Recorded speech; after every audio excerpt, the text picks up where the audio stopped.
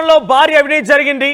1,00,000 కోట్ల రూపాయలు కాళేశ్వరం నిర్మించి మేడిగడ్డ బ్యారేజ్ కుంగిబాటు గురైంది. ఇదంతా కూడా అవినీతి జరిగిందంటూ రాజలింగమూర్తి అనేటువంటి ఒక వ్యక్తి భూపాలపల్లిలో పిటిషన్ దాఖలు చేస్తే అది కాస్త హైకోర్టు వరకు చేరింది.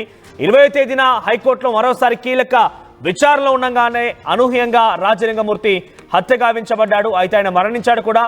దీంతో ఒక్కసారిగా హైకోర్టు నుండి మరోసారి ఈ విషయంపై చర్చ జరిగింది. ఈ వాదనలు కొనసాగాయి. దాంట్లో జడ్జి చెప్పిన మాటలు వింటే అందరూ ఆశ్చర్యపోయారు. ఒకసారిగా ఆయన పిటిషనరే మరణించారు కాబట్టి ఈ కేసు ఎలా ముందుకు తీసుకువెళ్తాము, ఈ కేసుని ఇక ముందుకు తీసుకెళ్లేమంటూ జడ్జి చెప్పిన పరిస్థితి. దీంతో ఒక్కసారిగా మా రాజకీయ వర్గాల్లో హాట్ టాపిక్గా మారింది. అయితే ఇది అనుకున్నట్టుగానే ముందస్తు ప్రణాళిక భాగంగానే ఈ రకంగా చేశారంటూ కూడా చాలామంది చర్చించుకుంటున్నారు. రాజలింగమూర్తి మరణంతో కేసీఆర్కి బిగ్ రిలీఫ్ దొరికింది. కేసీఆర్కే కాదు, మెగా కృష్ణారెడ్డికి, కేటీఆర్కి, హరీష్ రావులకు కూడా బిగ్ రిలీఫ్ దొరికింది. సో ముగ్గురు కూడా దీనిలో కీలకంగా ఉన్నారు. కేసీఆర్, హరీష్ రావు, మెగా కృష్ణారెడ్డి పైన ఆయన పిటిషన్ దాఖలు చేశారు. ఆ పిటిషన్ హైకోర్టులో పలుమార్లు విచారణకు వచ్చింది. గతంలో భూపాలపల్లి ప్రైవేట్ కోర్టులో పిటిషన్ దాఖలైంది. ఆ తర్వాత ప్రైవేట్ కోర్టు ఈ యొక్క పిటిషన్ని స్వీకరించకపోవడంతో జిల్లా ప్రిన్సిపల్ జడ్జి ఎదుట ఈ పిటిషన్ దాఖలైంది. ఆ తర్వాత కేసీఆర్కి, హరీష్ రావు నోటీసులు కూడా జారీ చేశారు. కేసీఆర్, హరీష్ రావు ఇద్దరు కూడా హైకోర్టును ఆశ్రయించారు. ఆ కింది స్థాయి కోర్టుకి విచారణ జరిపే అర్హత లేదంటూ ఆ కేసుని ఏకంగా హైకోర్టు ట్రాన్స్ఫర్ చేసుకున్నారు. హైకోర్టులో కేసు విచారణ దశలో ఉంది. అంతలోపుగా కేసీఆర్, హరీష్ రావుకు ఒక బిగ్ రిలాక్సేషన్ దొరికింది. సో 20వ తేదీన అంటే నిన్న ఈ కేసు మరోసారి విచారణ జరగాల్సి ఉంది. అంతలోనే రాజలింగమూర్తి మరణించాడు. రాజలింగమూర్తి మరణంతో ఒకసారిగా ఈ కేసు సంబంధించి అసలు ఏం చేద్దామో, ఆయన మా పిటిషనరే మరణించాడంటే ఆ పిటిషన్లో ఎటువంటి అంశాలు ఉన్నాయనేది ఎలా విచారించాలంటూ కూడా జడ్జి చెప్పిన పరిస్థితి. సో మరి ఎలా ముందుకు వెళ్తుందో చూడాల్సిన అవసరం అయితే ఉంది. అయితే సెక్షన్ సిఆర్పిసి 256 ప్రకారంగా కేసును మనం ముందుకు తీసుకెళ్ళవచ్చు అని చెప్పి పబ్లిక్ ప్రాసిక్యూటర్ అడిగినటువంటి ఆ క్వశ్చన్కి గాను జడ్జి ఇచ్చిన సమాధానం ఏంటంటే ఆ సెక్షన్ ఇక్కడ వర్తించదు అని చెప్పి చాలా క్లియర్గా చెప్పుకొచ్చారు. అయితే దీన్ని ఒక పబ్లిక్ ఇంట్రెస్ట్ లిటిగేషన్గా పిల్గా మనం పరిగణించాలి, ప్రజా ప్రయోజన వాద్యంగా మనం చూడాలని చెప్పి పబ్లిక్ ప్రాసిక్యూటర్ అడిగిన నేపథ్యంలో జడ్జి లక్ష్మణ్ అడిగినటువంటి చెప్పిన సమాధానం ఏంటంటే, ఆయన క్వశ్చన్ ఏంటంటే కేవలం రాజలింగమూర్తికే స్పెషల్ ఇంట్రెస్ట్ ఎందుకు ఈ కేసు పైన, చాలామంది 4 కోట్ల మంది జనాభా ఉన్నారు కదా, వారు ఎవరు లేని ఇంట్రెస్ట్, రాజలింగమూర్తికి ఉన్న ఇంట్రెస్ట్ ఏంటి అని చెప్పి కూడా ఆయన క్వశ్చన్ చేసిన పరిస్థితి. అదేమైనా కూడా మేము వాదనలు వినిపిస్తామని పబ్లిక్ ప్రాసిక్యూటర్ చెప్పడంతో ఈ నెల 24వ తేదీకి ఈ కేసును వాయిదా వేశారు. మరిన్ని అప్డేట్స్ మరో అందిస్తారు. మరో ఏంటి రాజలింగమూర్తి హత్య కొంత హరీష్ రావు, మెగా కృష్ణారెడ్డి, కేసీఆర్కి బిగ్ రిలీఫ్ ఇచ్చిందని చెప్పుకోవచ్చా? ఎగ్జాక్ట్లీ. రాజలింగమూర్తి హత్య తర్వాత పిటిషన్ లేకుండా ఎలా విచారించాలి, ఎవరిని విచారించాలనేటువంటి హైకోర్టు వాదనలు చేయడంతో కాస్త ఇది అటకెక్కింది అనుకోవచ్చు కేసు. అదే అవకాశం, సమయం ఇస్తే మేము వాదనలు వినిపిస్తామనేటువంటి పబ్లిక్ ప్రాసిక్యూటర్ చెప్పే ప్రయత్నం చేస్తా ఉన్నారు. యాక్చువల్గా అయితే ఈ నెల 26కు కేసు విచారణను వాయిదా వేశారు. మనం చూసాం 3 రోజుల క్రితం భూపాలపల్లిలో అత్యంత దారుణంగా నరికి చంపినటువంటి ఘటన.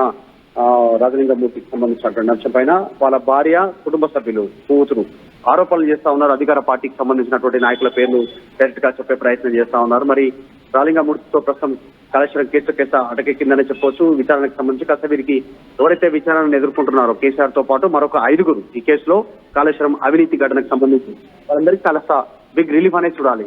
మరి కేసీఆర్, మెగా కృష్ణారెడ్డి, తర్వాత కేటీఆర్, హరీష్ రావు వీరందరి పేర్లు పైన ఆయన పోరాటం చేస్తా ఉన్నారు. కోర్టులో కేసు వేశారు. రాజలింగమూర్తి సామాజిక కార్యకర్త రూపంలో ఆయన కేసు విచారణ దశకు వచ్చినటువంటి సమయంలో లీగల్ గా జనరల్ గా ఒకవేళ కనుక పిటిషనర్ అయినా మరణిస్తే ఆ కేసు అంతటితో ఆగిపోయినట్టేనా? ఇక అంటే ఆయన వాదనలకు సంబంధించి మరి ఏమైనా లీగల్ గా ఇంకేమైనా ప్రొసీడ్ అయ్యే అవకాశం ఉంటుందా, ప్రభుత్వ వాదనలు వినే అవకాశం ఉంటుందా, హైకోర్టు ఎలాంటి అవకాశం ఇస్తుంది, పబ్లిక్ ప్రాసిక్యూటర్ చెప్తున్నటువంటి అంశాలను పరిగణలోకి తీసుకునే అవకాశం ఉందా, అసలు పబ్లిక్ ప్రాసిక్యూటర్ ఏ వాదనలు వినిపించాలనుకుంటున్నారు రాజలింగమూర్తి తరఫు నుంచి, తర్వాత ఆ పిటిషన్ కంటిన్యూ చేసే అవకాశం ఉంటుందా, కుటుంబ సభ్యులు కానీ వీటన్నిటి గురించి చూడాల్సినటువంటి అవసరం ఉంది. ప్రస్తుతానికి మాత్రం 24కు వాయిదా పడింది.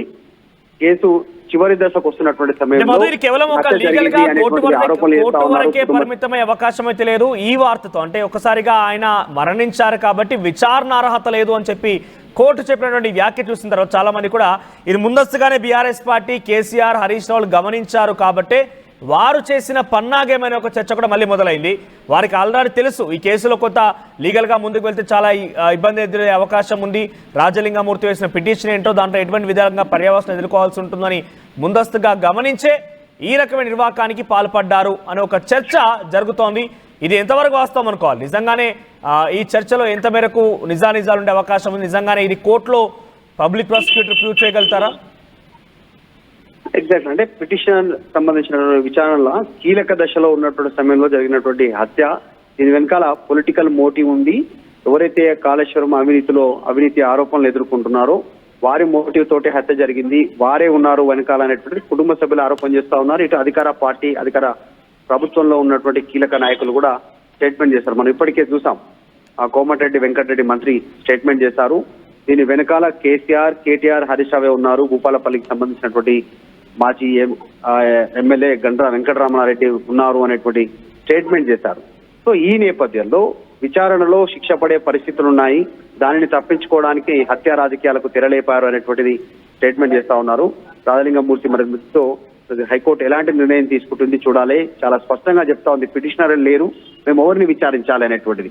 తదుపరి వాయిదా పడింది కాబట్టి 24 తర్వాత ఎలాంటి తీర్పు వస్తుంది, ఎలాంటి నిర్ణయం తీసుకుంది హైకోర్టు అనేటువంటిది కాస్త చర్చ కొనసాగుతుంది. చూడాలి ఎక్కడి వరకు వెళ్తుందో కేసు.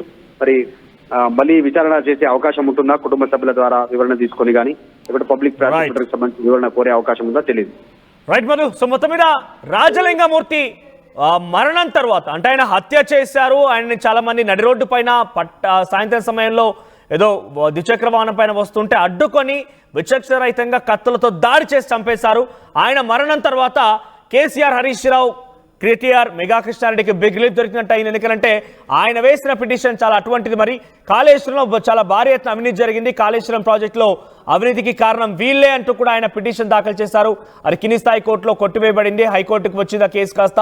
20వ తేదీన విచారణ జరగాల్సి ఉంది, కానీ 19వ తేదీన సాయంత్రమే ఆయన హత్య గావించబడ్డారు. మరి ఏ రకంగా ఉంటుందో చూడాల్సిన అవసరం అయితే ఉంది. ప్రజెంట్ అయితే ఆయన పిటిషన్ దాఖలు చేసిన వ్యక్తే లేకపోవడంతో, పిటిషనర్ లేకపోవడంతో ఎవరిని విచారిస్తామంటూ జడ్జ్ అడిగిన పరిస్థితి. కానీ అటు పబ్లిక్ ప్రాసిక్యూటర్ అయితే వాదనలు వినిపిస్తా, నాకు సమయం ఇవ్వండి అంటే కోరారు. ఈ నెల 24న మరోసారి కేసు విచారణ రాబోతోంది.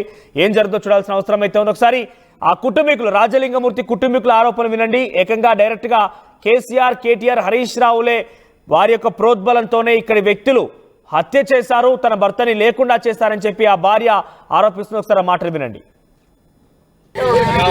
హరీష్ రావు గాడు, గంగరమణారెడ్డి ఆయంలో హరిబాబు గాడు గుడ్డలు పెట్టి నేను చంపించిండు. మీ 10 లక్షలు ఇస్తా ఊకోమన్నాడట. నాకు 4 రోజుల కింద చెప్పిండు, నువ్వు బయటికి ఒకటి నన్ను ఎవరు చేయాలన్నాడు. మేడిగడ్డ కేసు గెలిచినావు అన్నాడు, నాతో చెప్పిండు. సంబరపడ్డాడు, ఏం అవుతున్నావంటే మేడిగడ్డ కేసు గెలిచినావు అన్నాడు. ఆయన ఇవాళ నిన్ను నా చేతున్న కేసు ఆయన నడి రోడ్డు మీద హత్య చేసిండ్రు. ఇది రమణారెడ్డి గాడ చేసిండు, బీఆర్ఎస్ గుండగాలు చేసిండు, చంపించిన భర్తను. వాళ్ళ హరిబాబు గాడు, రేణుగుంట కొమ్మరుడు, రేణుగుంట రవి గాడు, రేణుగుంట సంజు గాడు నా భర్తను చంపిండు. అందరు ఒక్కటే నిఘా పెట్టిండు. నా పిల్లలకి ఏం ఆయన చేతిలో చేయింది అయ్యా. ఓ నాయన, ఈ హరీష్ రావు గాడు, గేటి గారు గాడు, ఈ రమణారెడ్డి అయ్యంలో కుట్టారి బాబు వాడు గుండాలు పెట్టి చంపించిండు. వాళ్ళు తప్ప మాకు ఎవరు లేరు. బీఆర్ఎస్ గుండగాలే మాకు చంపించిండు.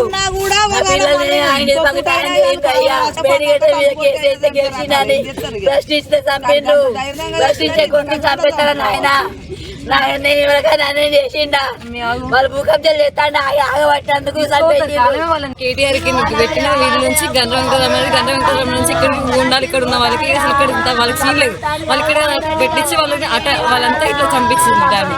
వాళ్ళు మాత్రం ఎంతకాలం ఉంటుంది మాకు మాత్రం అందుకు ఇట్లా చంపించిండు. డాడీకి మళ్ళీ బయట కబ్జాలు వాళ్ళు తీసి ఆర్టీవీ యాప్ వార్తల్ని క్షణాల్లో చదివే అవకాశం ఉంటుంది. ఒక న్యూస్ పేపర్, ఒక టెలివిజన్ ఛానల్ మీ చేతుల్లో ఎప్పుడూ ఉంటాయి.